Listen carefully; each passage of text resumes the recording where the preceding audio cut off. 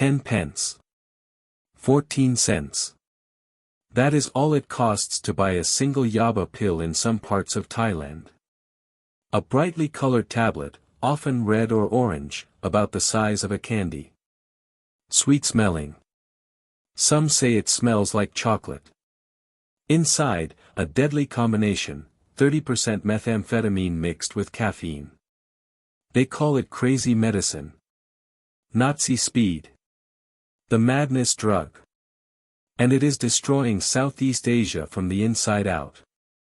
In 2024, authorities seized 236 tons of methamphetamine in East and Southeast Asia. A 24% increase from the previous year. But that is only what was caught. Experts estimate that represents less than 10% of actual production. The real number is somewhere in the billions of pills. Flooding through Myanmar, Thailand, Laos, Cambodia, Vietnam, Malaysia, Indonesia, Bangladesh, and beyond. This is not a drug crisis driven by poverty and unemployment. This is something different. Something darker. This is an epidemic fueled by economic growth. By ruthless labor demands. By employers who give workers drugs without their knowledge, slipping them into food and calling them tonics. By an industry that deducts the cost of addiction from paychecks. By a system that treats human beings as machines that must work without stopping. This is the story of Yaba. How a wartime stimulant became the engine of Southeast Asia's boom economy.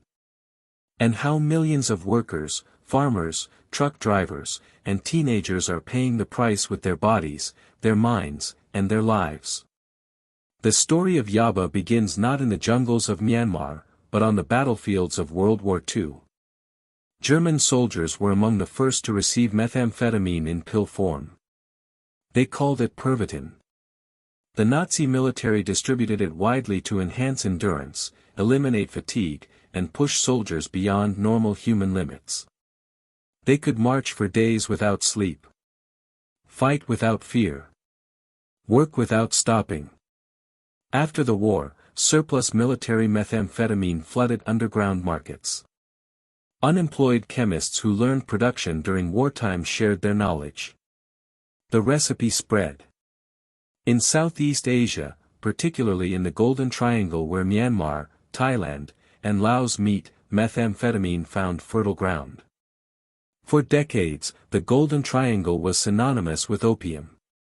Vast poppy fields covered the mountains. Heroin production dominated the region. But in the 1990s, something shifted. Governments cracked down on opium cultivation. Armed militias and ethnic groups controlling the region needed new revenue. And they discovered that synthetic drugs offered advantages that natural drugs could not match. Unlike opium, which requires land, climate, and a growing season, methamphetamine can be produced anywhere, anytime. A small laboratory. A basement. A jungle warehouse. All you need are precursor chemicals and basic equipment. Production is scalable, profitable, and adaptable.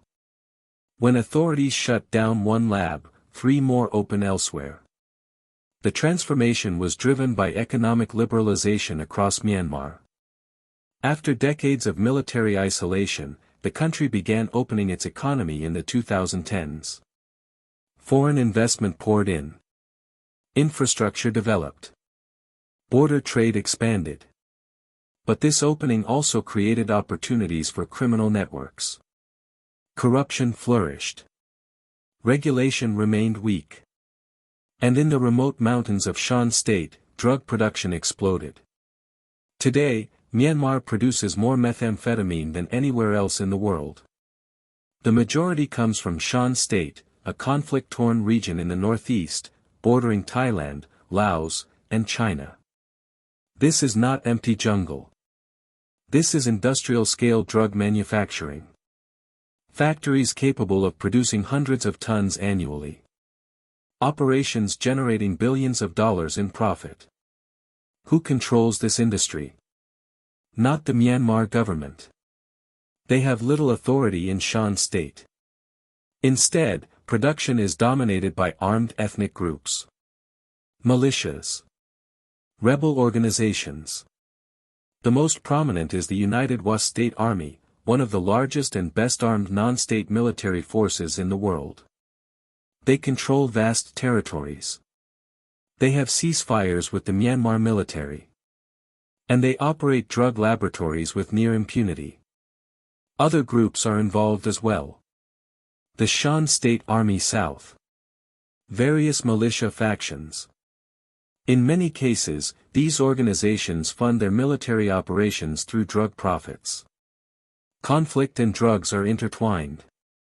War finances production. Production finances war. And the Myanmar military, despite official denials, is deeply complicit. Witnesses report that every military camp has its own Yaba factory, producing hundreds of kilograms monthly. The production process varies. Yaba pills are relatively simple to manufacture, requiring only basic equipment like pill presses. This has created what experts describe as a cottage industry, with small-scale producers scattered across the region. Crystal methamphetamine, on the other hand, requires more sophisticated chemistry, larger capital investment, and skilled chemists. But the profit margins are astronomical. The precursor chemicals come primarily from China. Compounds with names like phenyl, 2-propanone, pseudoephedrine, and ephedrine. These are legal chemicals with legitimate industrial uses, making them difficult to regulate. Chinese chemical brokers operate through shell companies. They advertise discreetly. They ship to Myanmar through official and unofficial channels. When Chinese authorities tighten controls on one compound, manufacturers simply switch to another molecularly similar but technically legal substance. Once produced, Yaba must be transported to market. And the primary market is Thailand. The border between Myanmar and Thailand is porous, mountainous, and heavily forested. Perfect for smuggling. Armed traffickers move hundreds of thousands of pills at a time. They use jungle trails known only to locals. They bribe border guards. They employ entire villages as lookouts and mules. In 2024 alone, Thai authorities seized 139 million Yaba pills. But everyone acknowledges this represents a tiny fraction of the total. For every seizure, countless shipments reach their destination. The sheer volume is staggering. In 2016, authorities made what was called Asia's biggest drug bust, seizing 193 million Yaba tablets. Almost twice what had been seized in the previous 2 years combined. And still, prices remained stable. Still, supply exceeded demand. Thai naval units patrol the Mekong River, which forms part of the border with Laos and Myanmar. On one recent operation, they seized 6.4 million Yaba pills in a single bust. The crew was astonished and proud.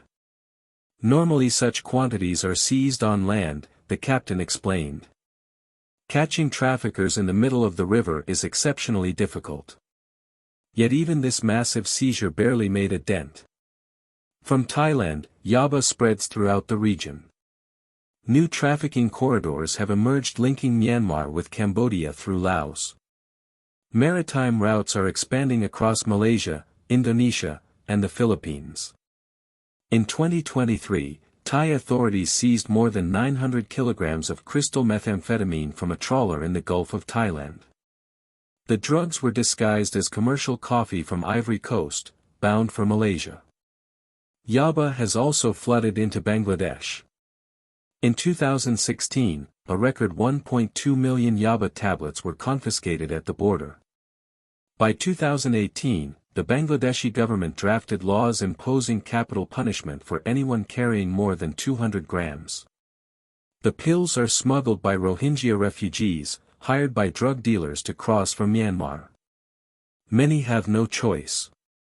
It is work or starvation. Australia has become a lucrative distant market.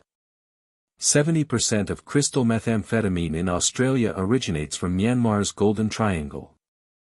The drug is transported through Southeast Asia, concealed in shipping containers, and arrives by boat. The purity is extraordinarily high, between 65 and 95%. In some Australian markets, it is virtually impossible to find non-crystalline methamphetamine. The product from Myanmar dominates completely. But it is the domestic use within Southeast Asia that represents the true crisis. Because Yaba is not primarily a recreational drug. It is a work drug. And that changes everything. 16-year-old Cap started taking Yaba when he was 13. His father needed help on the family's rubber farm in northern Thailand. Rubber tapping requires working through the night, from 1 a.m. to 4 a.m., cutting back tree bark and collecting the milky fluid. It is exhausting work. Cap was falling asleep. Struggling to stay awake. Yaba solved the problem. I just did not feel tired anymore, he explained from the drug treatment facility where he now lives. It is hard work, and taking Yaba helped. After a while, he stopped going to school. He did not have the will or strength. He could only attend class when he had taken Yaba. Eventually, his addiction destroyed his education completely. He dropped out. He is clean now. But he has no plans to return to school. His future has already been stolen. Cap's story is not unusual. It is the norm. A study in Thailand found that 73.5% of agricultural workers across 4 regions admitted to using illicit drugs. The overwhelming choice was methamphetamine. The researchers noted that workers use stimulant drugs to increase productivity, which may give them more income. In northeastern Thailand, farmers are rarely just farmers anymore. They grow rice during the day. They pick up construction jobs in the afternoon. They grow corn in the evening. They tap rubber overnight. They run side businesses. The economic boom has created opportunities, yes. But also crushing demands. Work without stopping. Sleep is a luxury. Rest is wasted time. And so they take Yaba. Factory workers. Sugarcane farmers. Truck drivers. Construction laborers. Jade miners in Myanmar. Market porters in Cambodia. Anyone whose survival depends on productivity. Anyone pushed beyond human limits. In Cambodia, a teenager named No started using Yaba after friends encouraged him. But they did not promise him a good time. They promised it would help him turn a profit.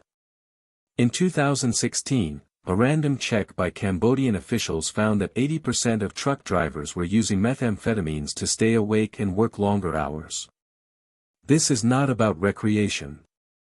This is about economic survival. Researcher Patrick Meehan documented conditions in Myanmar's jade pits in Shan State. Workers sift through hulls of mine debris to find pieces of jade. They are paid based on what they find. They keep only a tiny fraction of the jade's value. The work is endless, monotonous, backbreaking. And so they take Yaba. Some employers give it to workers openly. Others slip it into food without telling them, calling it a tonic or vitamin supplement. In extreme cases, employers start deducting the cost of the drugs from workers' paychecks once they become dependent. The workers are trapped. Addicted. Indebted. Unable to stop working. Unable to stop using. It is a system of chemical slavery dressed up as economic opportunity. One farmer in Thailand explained how it works. Usage here depends on how the people who want sugarcane pressure us. If sugar mill agents and landowners want farmers to work for them, they will pay for the drug so that farmers can cut more cane in a shorter time span. Employers deny responsibility, of course. But the allegations are consistent across regions and industries. Yaba is on every corner, one researcher observed. Some villagers claim that in the worst circumstances, landowners simply dissolve the drug in farmers' drinking water. The effects are devastating. Short-term, Yaba provides intense energy, euphoria, confidence. Users feel invincible. Alert. Capable of working for hours without food or rest. But these effects last only a few hours. Then comes the crash. Prolonged sleep. Depression. Exhaustion. And an overwhelming craving for more. Long-term use produces severe addiction. Brain damage. Psychosis. Hallucinations. Violent behavior. Physical deterioration. Users become skeletal, their bodies consumed by the drug. Many in Shan State's villages are now unable to work at all, trapped in cycles of addiction and dependence. In 2022, a suspended Thai police officer, found to be using methamphetamine, conducted a mass shooting at a daycare center. 37 people died, including 24 children. This single horrific incident finally pushed the Thai government to tighten regulations. Previously, possession of up to 5 Yaba tablets was treated leniently, distinguishing users from traffickers. After the massacre, proposals were made to reduce this to 1 tablet. The government finally saw the problem, though it took the loss of children's lives to force action. But enforcement alone cannot solve the crisis. For every laboratory shut down, others emerge. For every trafficker arrested, a dozen take their place. The economics are too powerful. A pill that costs $2 to $5 in Myanmar sells for much more as it travels through the supply chain. The profit margins are irresistible. And the demand keeps growing. Not because people are seeking pleasure, but because they are seeking survival. A Cambodian teenager explained, "I do not use Yaba to get high. I use it to work. Without it, I cannot make enough money." That is the horror of this epidemic. It is rational. It is economically motivated. It is a logical response to impossible demands. The United Nations estimates that there were at least 300,000 people suffering from drug addiction in Myanmar as of 2008. But that was 17 years ago, before production exploded. Current estimates suggest the number has increased tenfold or more. Entire communities are devastated. Families destroyed. Children orphaned. One refugee from Shan State, a 48-year-old farmer named Sai Zamong, described how villagers could easily buy Yaba from local brokers operating with military permission. Every military camp had its own factory, he explained. Lower quality Yaba was sold locally. Higher quality batches were exported. His wife became addicted. She was arrested. She died in custody.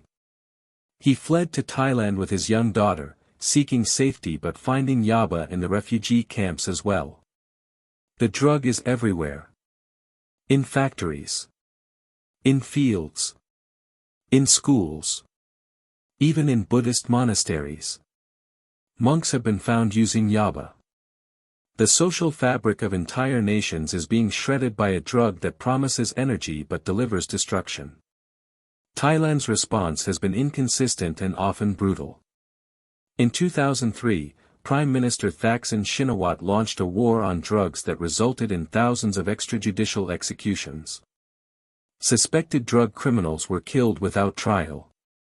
The policy was internationally condemned but domestically popular.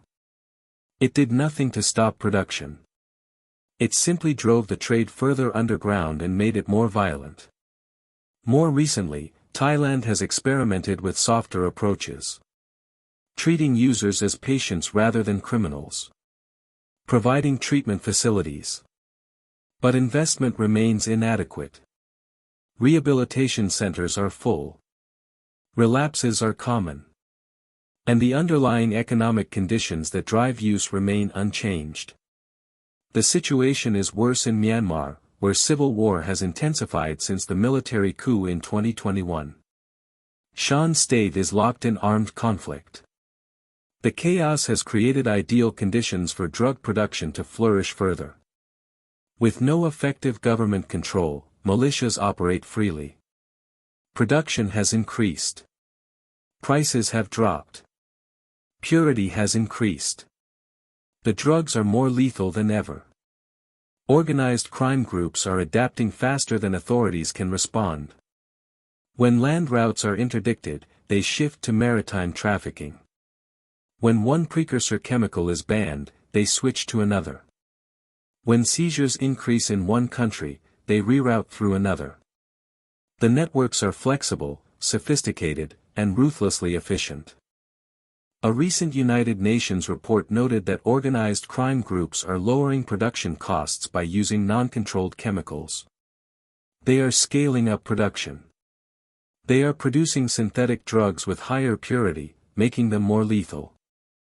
The industry is innovating constantly. And it is spreading globally. Connections are forming between Southeast Asian syndicates and Mexican cartels. Methamphetamine from Myanmar is now showing up in Australia via routes that pass through North America. The drug trade is globalizing in real time. The human cost is almost impossible to calculate. Millions addicted. Thousands dead. Entire generations growing up in communities where drug use is normalized. Children like Cap, whose education was stolen. Workers who cannot stop using because stopping means losing their jobs. Families torn apart. Villages destroyed. But perhaps the most disturbing aspect of this crisis is how it has been woven into the economic fabric of the region. Yaba is not an underground problem. It is an open secret. Everyone knows. Employers know. Authorities know. Society knows. And yet it continues because it serves a purpose. It keeps workers working. It keeps farms productive. It keeps construction projects on schedule. It keeps the economy growing. A study in Indonesia found that among regular amphetamine users, only 7% showed signs of what clinicians would classify as addiction. The average user consumed the drug about 6 times per month. They were not addicts in the traditional sense. They were functional users. People who took the drug to meet economic demands and then stopped. Until they could not stop anymore. This is the trap. Yaba allows workers to exceed normal human limits. But those limits exist for a reason. The body needs rest. The mind needs sleep. Push too far, too long, and collapse is inevitable. Addiction is not a moral failure in this context. It is an occupational hazard. Young people in Thailand have a largely positive image of Yaba, researchers found in a 2014 study. They see it as a modern consumer commodity. As performance-enhancing. As Western medicine in which they have faith. Taking Yaba is not rebellion against culture. It is conformity to the demands of modern capitalism. It is keeping up with expectations. It is surviving in an economy that demands more than humans can naturally give. The irony is painful. Southeast Asia's economic miracle, its transformation from agricultural poverty to industrial prosperity, has been powered in part by a drug that is destroying the very people who built it. The rubber plantations, the sugarcane fields, the factories, the construction sites. All running on Yaba. All consuming lives. Thailand markets itself as the land of smiles. A happy, laid-back paradise. But beneath the surface is a darker reality. The outward calm belies a major drug trade. The smiles hide exhaustion, addiction, and desperation. The economic boom has a chemical foundation. And that foundation is crumbling. Authorities are overwhelmed. Despite record seizures, the drug keeps coming. Thai naval patrols on the Mekong River. Border checkpoints with advanced scanning equipment. Massive operations involving multiple countries. None of it is enough. The volume is simply too great. And the economic incentives too powerful. International cooperation helps but is limited. Thailand, Laos, Myanmar, Cambodia, and other nations share intelligence through Interpol and UNODC. Joint operations have resulted in major busts. In 2024, Operation Lionfish Mayag-2 led to 29 arrests and the seizure of synthetic drugs worth over $1 billion. In Myanmar, 13.5 tons of sodium cyanide, a precursor for methamphetamine, were found buried in 55-kilogram barrels. But these successes, as impressive as they are, barely dent the supply. The fundamental problem is that Yaba fills a need. Not a recreational need. Not a psychological need. An economic need. As long as workers are expected to labor beyond human capacity, they will seek chemical assistance. As long as employers benefit from drugged productivity, they will enable use. As long as poverty and economic pressure exist, people will take risks with their health to survive. Some experts argue for harm reduction approaches. Providing clean supplies to reduce contamination deaths. Offering treatment without criminalization. Addressing root causes like labor rights and economic inequality. But these voices face resistance. Drug use is still heavily stigmatized. Users are seen as moral failures. And political leaders prefer punitive approaches that look tough but change nothing. Meanwhile, the crisis deepens. New synthetic drugs are appearing. Ketamine is increasingly seized alongside methamphetamine. Happy Water, a highly potent synthetic cocktail marketed in commercial-style packaging, is popular in Southeast Asian nightlife. Each new substance brings new dangers. And the networks adapt, producing whatever generates profit. The cost to public health is staggering. Hospitals report increases in patients with drug-induced psychosis. Psychiatric clinics are overwhelmed. Emergency rooms see overdoses daily. The healthcare system was not designed for this. It cannot cope. The cost to society is equally devastating. Crime increases. Violence escalates. Corruption deepens. Trust erodes. Communities that once looked out for each other now harbor suspicion. Is my neighbor a user? A dealer? An informant? The social bonds that held societies together are fraying. And the cost to individuals is immeasurable. A teenager who will never finish school. A farmer who cannot feel his own exhaustion anymore. A mother arrested and dead in custody. A child growing up without parents. A worker trapped in chemical slavery, unable to escape because stopping means starving. This is not a problem that will solve itself.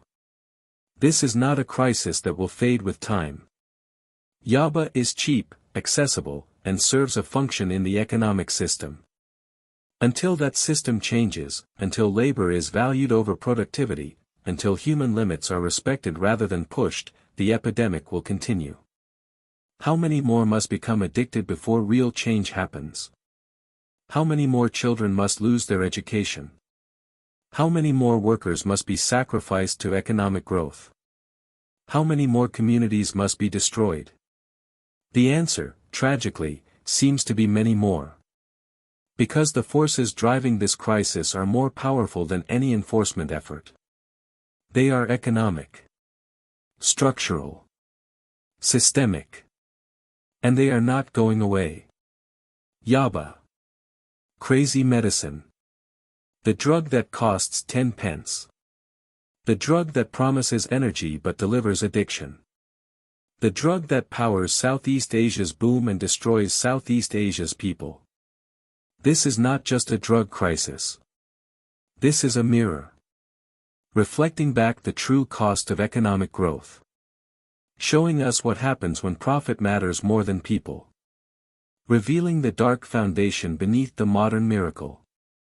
And until we face that truth, until we confront the system that creates this need, the pills will keep coming. The labs will keep producing. The workers will keep using. And the crisis will keep growing. This is Yaba. The madness drug. And the madness is not just in the pills.